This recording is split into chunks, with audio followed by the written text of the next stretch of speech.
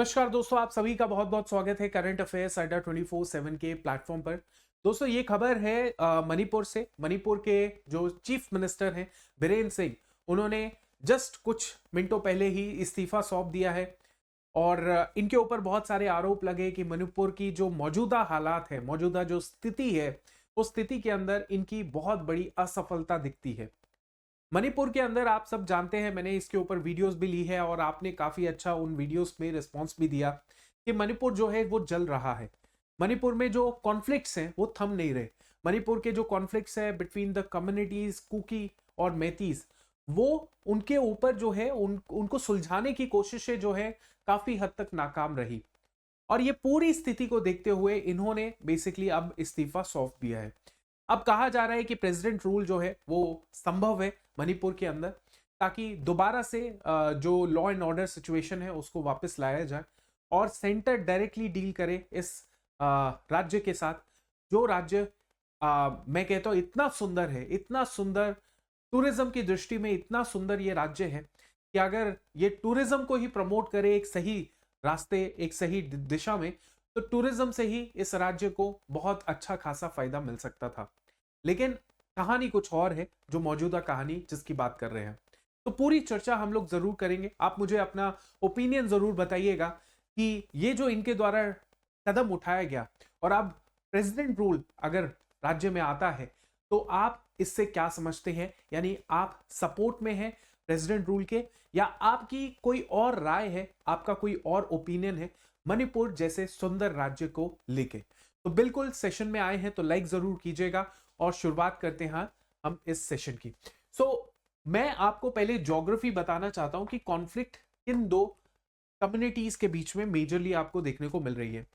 यहां पे ये जो मणिपुर का बीच का जो सेंटर है, राइट, इसे इम्फाल वैली कहा जाता है। इस इम्फाल वैली के अंदर एक कम्युनिटी रहती है जिसका नाम है मैती कम्युनिटी। मैती कम्युनिटी रहती है, ओके।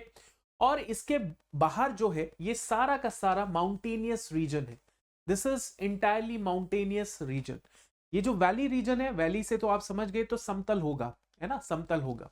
लेकिन जो बाहर का क्षेत्र है वो सारा माउंटेनियस है।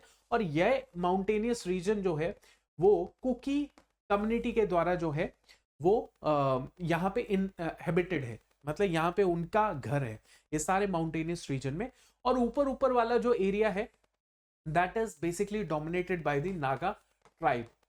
तो नागास के बारे में तो हम लोग नहीं अभी बात करेंगे, obviously they are demanding for the Nagaland, Nagaland या नागा जोन, जो कि एक अलग ही ऑटोनमस राज्य की बात कर रहे हैं। इनकी बात नहीं कर रहे हैं, हम बात कर रहे हैं मेजर जो मणिपुर में बहुत बड़े लेवल पे कॉन्फ्लिक्ट चल रहा है, that is between the Kuki and the Meiteis.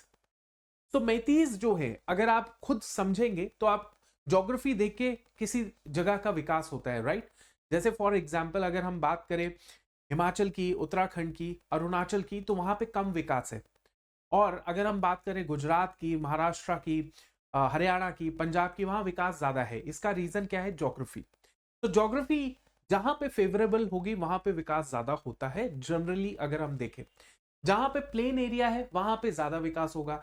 तो इम्फाल वैली जो है कंपैरेटिवली जो रेस्ट ऑफ द मणिपुर है जो माउंटेनियस है उससे कंपैरेटिवली ये ज्यादा विकसित है।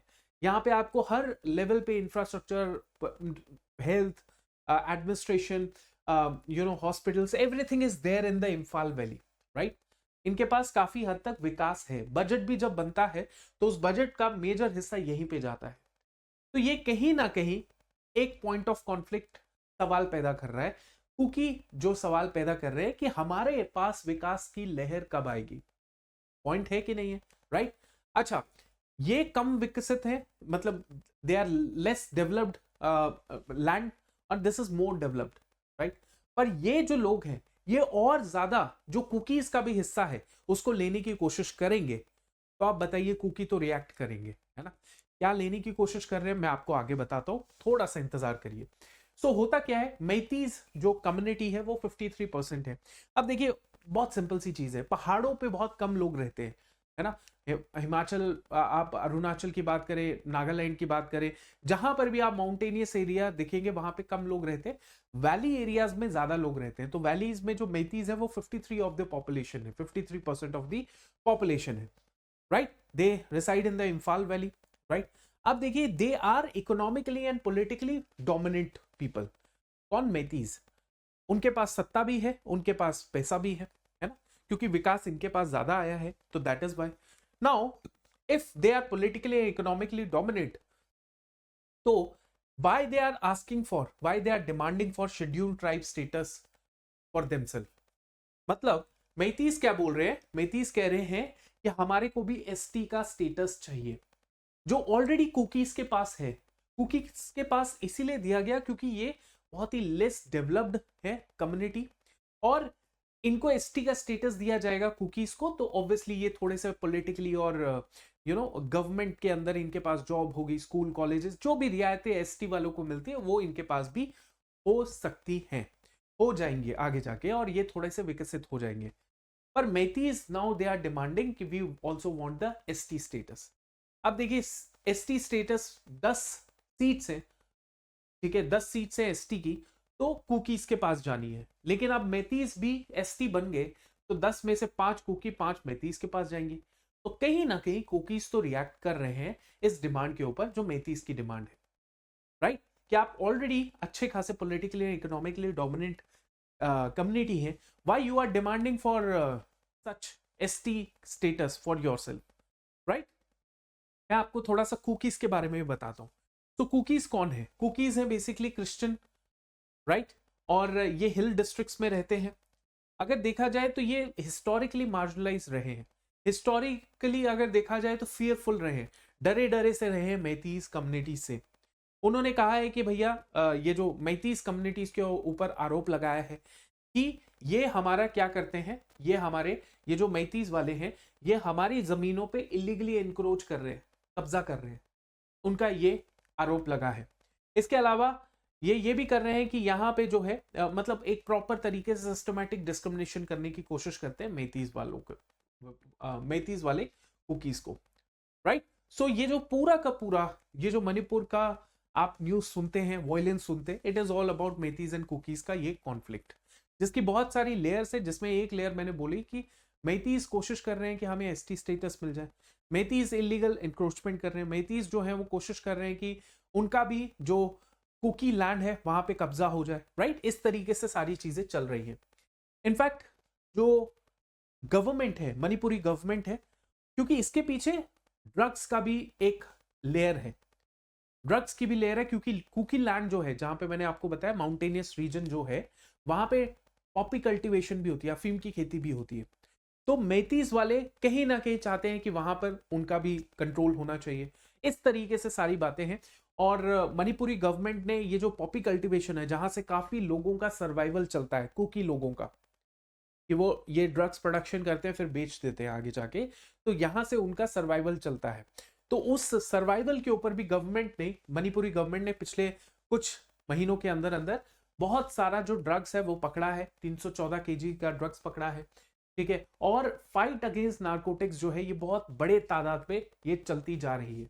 सिक्योरिटी फोर्सेस ने 35 एकड़ ऑफ पॉपी कल्टीवेशन जो है, ये कैंगपोक पाई जो डिस्ट्रिक्ट है वहां पे इन्होंने पकड़ के इस मतलब ये पूरी की पूरी पॉपी कल्टीवेशन को जला दिया ये सारी की सारी पॉपी कल्टीवेशन को।